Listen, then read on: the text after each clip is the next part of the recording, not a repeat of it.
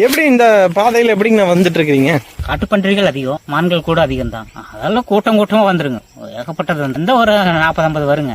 ஒரு முறை வந்துச்சுன்னா அப்படியே எல்லாம் உழவு ஓட்டிட்டு போட்டு போயிரு. இதான் வந்து வான் பார்க்கும் மேடைங்க. பட்டம் பருவம் அறிஞ்சு வேளாண்மை செய்யணும். அதுக்கு வந்து நாட்காட்டி ரொம்ப ரொம்ப முக்கியம். இந்த கம்பத்தோட நிழல் இது மேல விழுந்ததுன்னா ஆடி ஒண்ணு, இந்த கம்பத்தோட நிழல் இந்த அந்த புள்ளி மேல விழுந்துச்சுன்னா தை ஒண்ணு. மண் வீடுங்கிறதுனால சாணம் மெழுகிறதுக்கு எங்களுக்கு தேவை இருக்கு. முதல் பாத்தீங்கன்னா மேல் கூரை அமைச்சிட்டோம். தண்ணி வந்து தோணி மூலமா போகும். அது வந்து தச்சுக்காக பயன்படுத்திட்டு இருக்கோம். இது வந்து நெசவுக்கு பயன்படுத்திட்டு இருக்கிறோம்.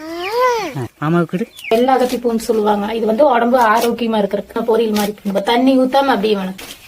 கரண்ட் பில் கட்டுறது இல்ல. வீடு இங்க இருக்கிற காட்டுல இருக்கிற கல்லு மண்ணுகளை எடுத்து வீடு கட்டிக்கிட்டோம். துண்டு பாத்துட்டு இங்கேயே தான் நாங்க நெஞ்சுக்கிட்டோம். சிறப்பா வாழ முடியுங்க. ஏதோ இதெல்லாம் இல்ல. நாங்க ஆரம்பத்துல MBA முடிச்சுட்டு பெங்களூர்ல ஒரு IT நிறுவனத்துல பணிபுரிஞ்சிட்டு இருந்த இளங்கோ தற்போது தற்சார்பு வாழ்க்கை முறை மேல மிகப்பெரிய ஒரு ஈர்ப்பு ஏற்பட்டு மேட்டுப்பாளையம் சிறுமுகை பக்கத்துல இதயவனம் அப்படிங்கிற ஒரு தற்சார்பு கூடத்தை உருவாக்கி இருக்காரு. இங்க கரண்ட் வசதி கிடையாது, போர் வசதி கிடையாது, ரோடு வசதி கிடையாது, கேஸ் வசதி கிடையாது. 2 வீலர் உள்ள வரணும் அப்படின்னா கூட ரொம்பவே சிரமப்பட்டு கரடு முரடான பாதைகளை கடந்து தான் உள்ள வரணும். மலையடிவாரத்திலேயே அமைஞ்சிருக்கக்கூடிய விவசாய பூமி அப்படிங்கறதுனால எந்த சமயத்துல வேணா வனவிலங்குகள் தோட்டத்துக்குள்ள வரலாம். தோட்டத்துல கிடைக்கக்கூடிய கல்லையும் செம்மண்ணையும் மட்டுமே பயன்படுத்தி ஒரு அழகான மண் வீடு கட்டி அதுலதான் வாழ்ந்துட்டு வராரு.